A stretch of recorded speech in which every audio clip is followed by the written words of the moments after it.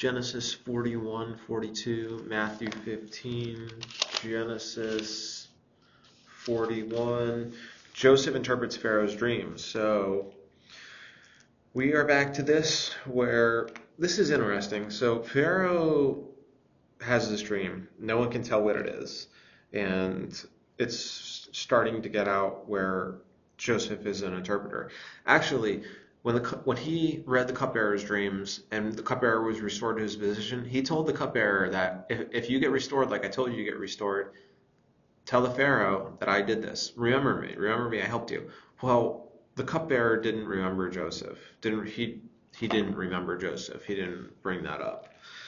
He forgot about him. He didn't hold up to that end or give him any credit. So now Pharaoh has a dream. He calls his magicians, his sorcerers around to interpret the dream. They can't interpret it. So now suddenly the cupbearer remembers that he can be used for something and say, oh, by the way, I know someone who can interpret this. It's Joseph. He's in the jail cellar. They bring him up. There are two dreams, and the dreams are one.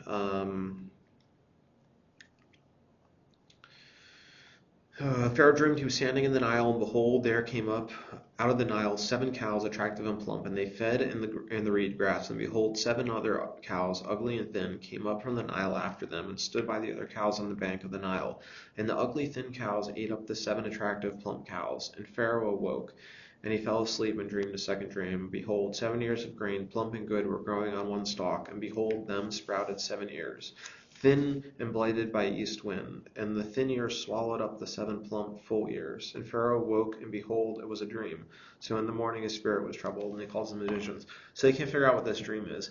It's kind of interesting because I wouldn't be able to interpret this dream, but I feel like the writing is sort of on the wall, or maybe that's just because we heard the other 2 dreams about the 3 and the grapevines, and the 3 loaves, the baker's 3 breads, it was 3 days.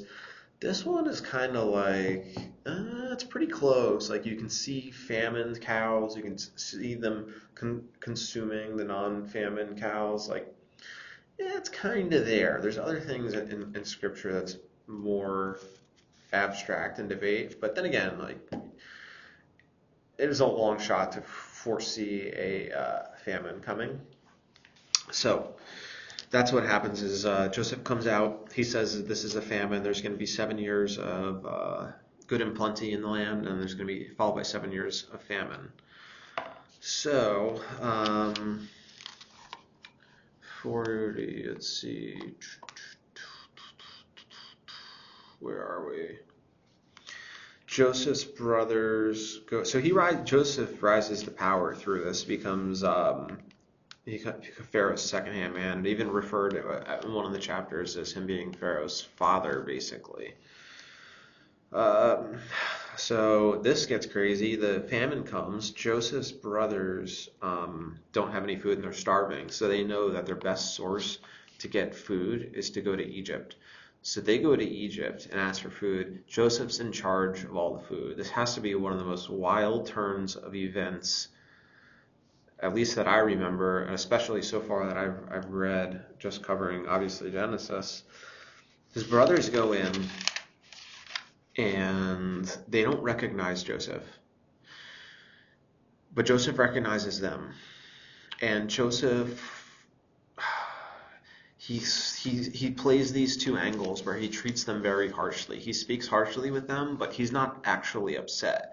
He's just figuring out, he's like, this is going to be a very emotional event, and he kind of needed to take it in stages. So he sent them back. He said he treated them like how he would treat any other foreigner coming in for food, but he did that knowing that ultimately he was gonna reconcile this in stages.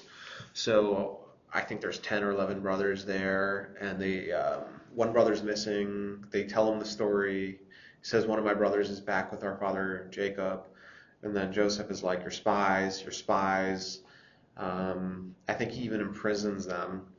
And then he comes up with this devises this plan where he's like, I'm going to lock you all up until you can prove to me that your remaining brother is still out there. So he's kind of like just throwing these complex situations out there That would be normal for them if they came as spies, but also Joseph's looking to um, sort of bring things, reconcile things.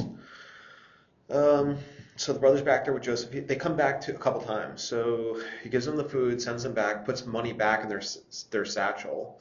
It's just crazy. So they get back there and they show everything to Jacob, and they're like, not only was this guy angry, but now somehow they like the deal went south where we didn't even give him the money. So it almost looks like they robbed um, Egypt or the Pharaoh and Joseph, which would have been extraordinary. They were lucky enough to even come out of there alive, ask for food, get food, any of that, let alone knock them off for it. So anyway, they go back again with double the money. They're like, we'll go back, we'll say it was a mistake, we'll give them the money, we'll give them more money. They needed more food at this point. So they go back again, and a similar scenario unfolds where he's like, all right, just one of you can stay with me, and then sends them back with food again, but hides a valuable cup or something in one of the donkeys, and as they're taking off, he tells his servants to go stop them, and he searches them all, and then they find it, and then they come back again, I think, and then they're like, Joseph prepares a meal for everyone, and then there's this huge unfolding where Joseph can't control his emotions.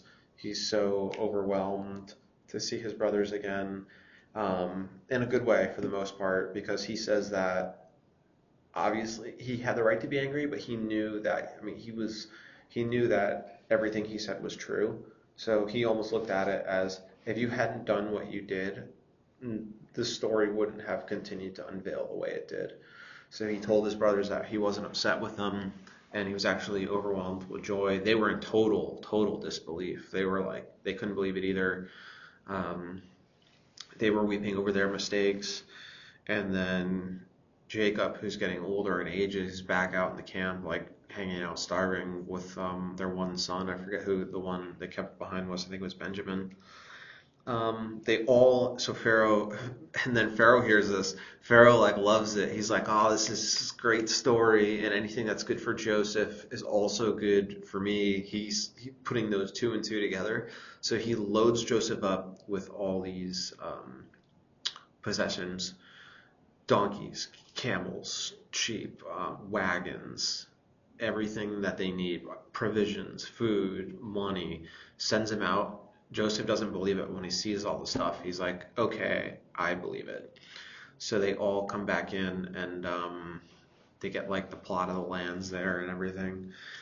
It is a wild turn of events for everyone. And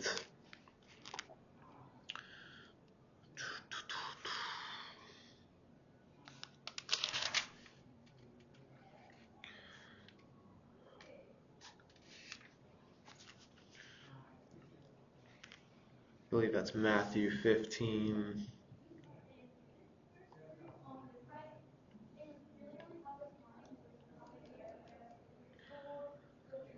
Jesus rebukes the Pharisees for prioritizing human traditions over God's commandments, emphasizing what comes from the heart, not external. Matthew 15, traveling to Tyre and Sidon.